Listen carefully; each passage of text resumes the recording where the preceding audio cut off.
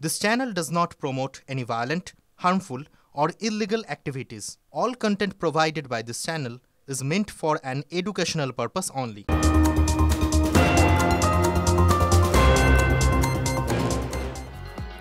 এবার মুর্শিদাবাদের লালগোলার দিকে নজর রাখবো। সেখানে বিডিও অফিসের বিডিওর যে আবাসন রয়েছে সেই আবাসনে হামলার ঘটনা ঘটেছে। রাতের অন্ধকারে কয়েকজনকে দেখা যাচ্ছে বিডিওর আবাসনে হামলা চালাচ্ছে। তারা ঢিল ছুটছে, ইট ছুটছে। সেটা সিসিটিভি ফুটেজে পাওয়া গিয়েছে স্পষ্ট, কিন্তু কে বা কারা কেন এই ধরনের ঘটনা ঘটালো সেটা খতিয়ে দেখছে লালগোলা থানার পুলিশ। এই মুহূর্তে breaking news, great eastern trading company দিচ্ছে festive sale offer. Lucky draw কন্টেস্টে পেতে পারেন গাড়ি, 2 wheeler, LED TV, electric kettle, mixer grinder এবং আরো অনেক কিছু। 65% ডিসকাউন্টের সাথে 20% ক্যাশব্যাক, এছাড়াও একটা ইএমআই ফ্রি। আকর্ষণীয় এক্সচেঞ্জ অফার, 10 কোটিরও বেশি উপহার ও ক্যাশব্যাক। এই সুযোগ হাতছাড়া করবেন না। আজই আসুন আপনার নিকটবর্তী গ্রেট ইস্টার্ন ট্রেডিং শোরুমে। খুশির 100 দিন কাটুক গ্রেট ইস্টার্নের সাথে। ওই আবাসনের পরিবার নিয়ে জয়েন্ট বিডিও থাকেন, আরো সরকারি আধিকারিকরা থাকেন। তারা আতঙ্কে নিরাপত্তা চেয়ে এখন পুলিশের দ্বারস্থ হয়েছেন। তারা হঠাৎ কেন হামলা চালানো হলো তদন্ত করে খতিয়ে দেখা হচ্ছে।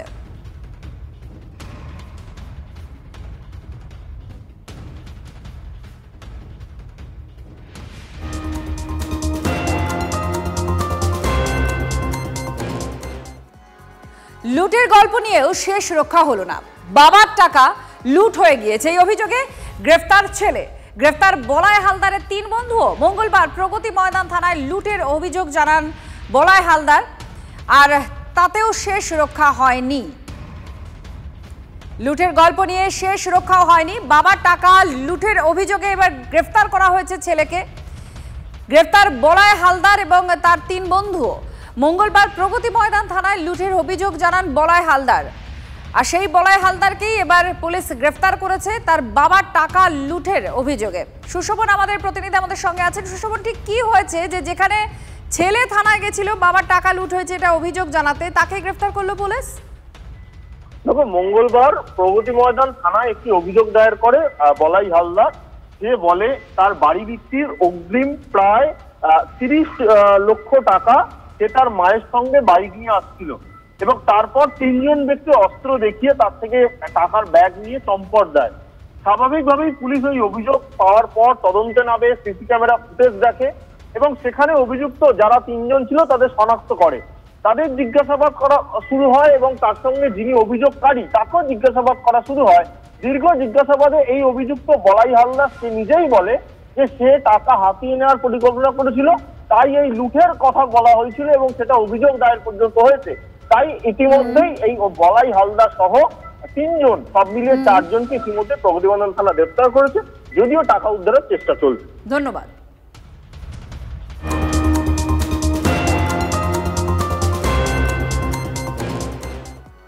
সোনার গয়না লুটের জালে এক দুষ্কৃতী সহ সোনার দোকানেরই মালিক 2 জনকে গ্রেফতার করলো ভোলা থানা পুলিশ। গত 6 আগস্ট এই ঘটনা ঘটেছে পানিহাটি পুরসভার 20 নম্বর ওয়ার্ডে। অনন্ত আমাদের প্রতিনিধি আমাদের সঙ্গে রয়েছেন। অনন্ত, এই পুরো ঘটনায় দোকানের মালিককেও গ্রেফতার জালে, পুলিশের জালে এসেছে। এখনো পর্যন্ত কি জানা যাচ্ছে, কিভাবে পুরো ঘটনা ঘটিয়েছে? দেখো, 6 আগস্ট পানিহাটি মহেন্দ্রনগর এলাকা খড়দা থানা, সেখানে বেশ কয়েকটি বাড়িতে ভাঙচুর চালিয়েছিল কিছু দুষ্কৃতীরা এবং সেই তপস্যারাই বাড়ি থেকে সোনার গহনা তারা লুটপাট করে এবং লুটপাট করার পরে তারপরে তাদের একজনকে অর্থাৎ রাম সমাদ্দার তার দলবল তারা লুটপাট চালায়।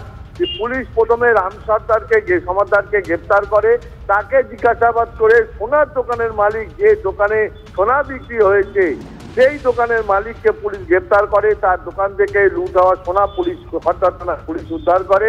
এই ঘটনার পরেই কিন্তু এলাকায় একটা চাঞ্চল্য ছড়িয়েছে যে তাপস দাস, সেই সোনা কিনেছে তাপস দাস ওই পাড়ারই বাসিন্দা, সেই ঘটনার সাথে লুটপাটের ঘটনার সাথে যুক্ত। পুলিশ আরো 2 জনকে তারা খোঁজে তল্লাশি চালাচ্ছে। অর্থাৎ 6 আগস্ট যারা লুটপাট চালিয়েছিল, এলাকায় ভাঙচুর করেছিল, সেই বাড়িগুলো যারা প্রতিবাদ করেছিল মদ্যপানের বিরোধিতা করায়, তাদের বাড়ি ভাঙচুর করিয়েছিল এই রাম সমাদ্দারের দলবল। পুলিশ রাম সমাদ্দারকে গ্রেফতার করার পর তাপস দাসকে পুলিশ তার দোকান থেকে সোনার গহনাগুলো উদ্ধার করে। তবে আরো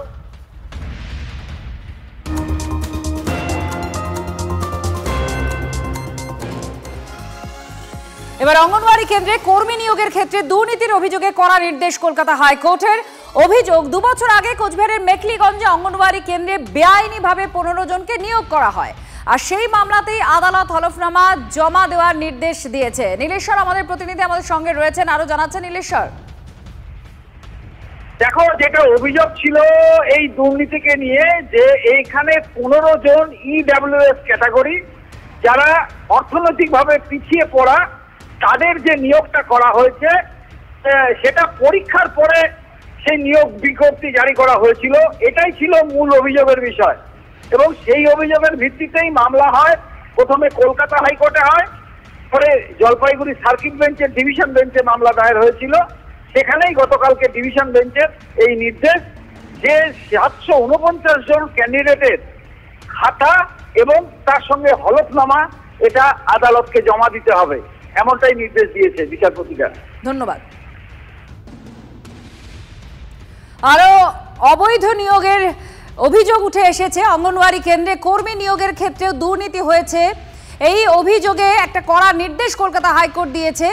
অভিযোগ মূলত 2 বছর আগে কোচবিহারের মেখলিগঞ্জে অঙ্গনওয়াড়ি কেন্দ্রে বেআইনিভাবে 15 জনকে নিয়োগ করা হয়, আর সেই মামলাতেই আদালত হলফনামা জমা দেওয়ার নির্দেশ দিয়েছে। কলকাতা হাইকোর্টের জলপাইগুড়ি সার্কিট বেঞ্চের বিচারপতিদের ডিভিশন বেঞ্চ পরীক্ষার্থীদের খাতা, রেজাল্ট সহ হলফনামা দিয়ে সব জানানোর নির্দেশ দিয়েছে।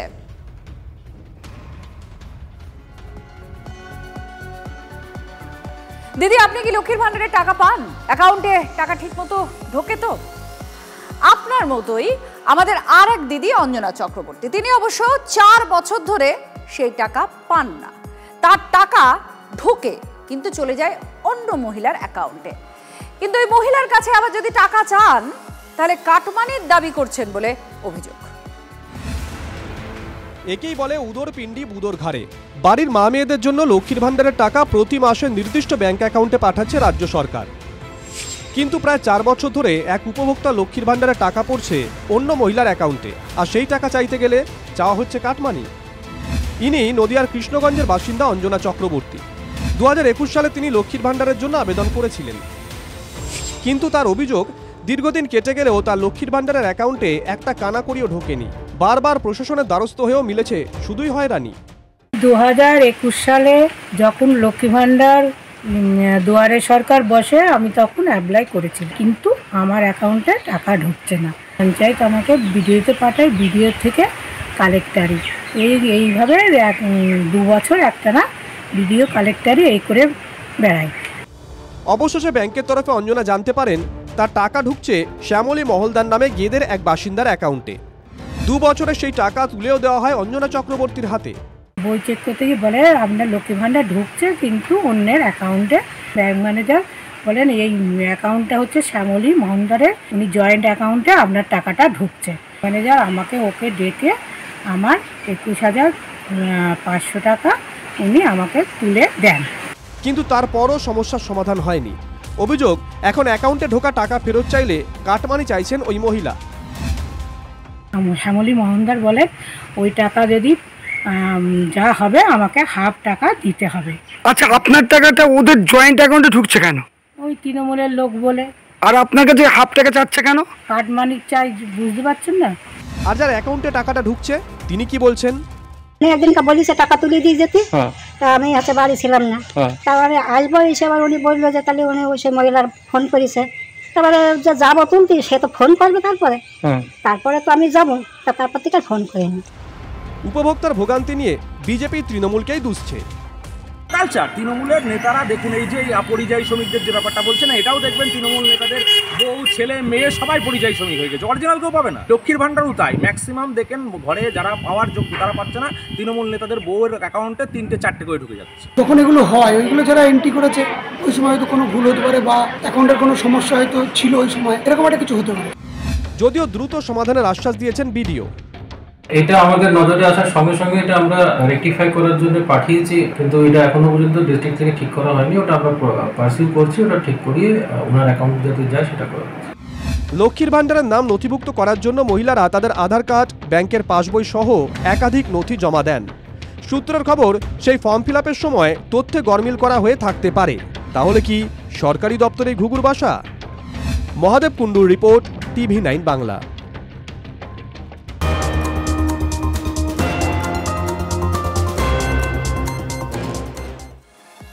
খাজনা দিতে গিয়ে মাথায় হাত পড়লো যুবকের নামে যে জমি আছে তার মধ্যে 4 ডেসিবেল জমি নাকি কেটে নেওয়া হয়েছে। NH কর্তৃপক্ষ সেটা কেটে নিয়েছে, অর্থাৎ ন্যাশনাল হাইওয়ে অথরিটি তারা কেটে নিয়েছে। জমি ফেরত পেতে প্ল্যাকার্ড হাতে এখন তিনি ধর্নায় বসেছেন। ময়নাগুড়ি ব্লকের টেকাটুলি এলাকার বাসিন্দায় শ্যাম সুন্দর সেন ময়নাগুড়ি ভূমি আর ভূমি রাজস্ব দপ্তরের সামনেই এখন জমি ফেরত চেয়ে ধর্নায় বসেছেন।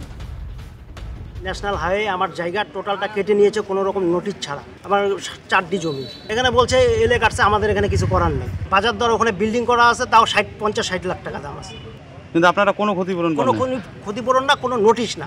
ভূমি রাজস্ব দপ্তরে আমি গিয়েছিলাম, আমি RTI ফাইল করেছিলাম, ওইগুলো আমাকে দেখাতে পারেনি উত্তর। আমার জমি ফেরত না হওয়া অবধি আমি যাব না। অন্যান্য বক্তব্য যে NH ওর জমি গেছে 3 ডেসিমেল, তো সেটা তো ল্যান্ড অ্যাকুইজিশন দপ্তরের ব্যাপার, আমাদের নয়। আর ল্যান্ড অ্যাকুইজিশন লিস্ট না দেখে আমরা কিছু বলতেও পারবো না। ওনাদের প্রথমে হচ্ছে ল্যান্ড অ্যাকুইজিশন থেকে একটা অ্যাকুইজিশন লিস্ট যেটা আছে সেটা না দেখে আমরা বলতে পারবো। মানে ল্যান্ডের কাগজটা না দেখলে আমি বলতে পারবো না। ল্যান্ড অ্যাকুইজিশন লিস্ট আমাদের অফিসে নেই। সরকারি হাসপাতালে রোগীদের খাবারের মান নিয়ে ক্ষোভ বরাবর ছিল, এবার ক্ষোভ উগরে দিলেন বাঁকুড়ার বিজেপি বিধায়ক। হাসপাতাল কর্মীদের রণংদেহী মেজাজে হুঁশিয়ারি। তৃণমূল বলছে রাজনীতি করছেন নীলাদ্রি শেখর, আর বিধায়ককে এখতিয়ারের পাঠ দিয়েছেন হাসপাতালের সুপার।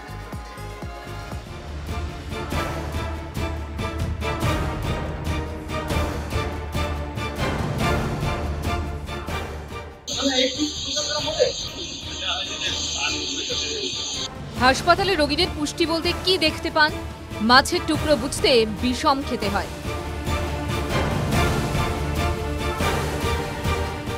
ডাল নয়, যেন হলুদ গোলা জল। সরকারি হাসপাতালের খাবার নিয়ে এমন অভিযোগ তো আকছাদ। বাঁকুড়া মেডিকেল কলেজের হাসপাতালও সেই দলে। মাস কয়েক আগে ঝাড়গ্রাম মেডিকেল কলেজে গিয়ে রোগীদের খাবার নিয়ে বিস্তর প্রশ্ন তুলেছিলেন খোদ রাজ্যের মন্ত্রী বীরবাহা হাঁসদা। আর এবার বাঁকুড়া মেডিকেল কলেজের রান্নাঘরে হানা দিয়ে খাবারের মান নিয়ে ক্ষোভ উগরে দিলেন বিজেপি বিধায়ক। সেই ভিডিওই এখন ভাইরাল সোশ্যাল মিডিয়ায়।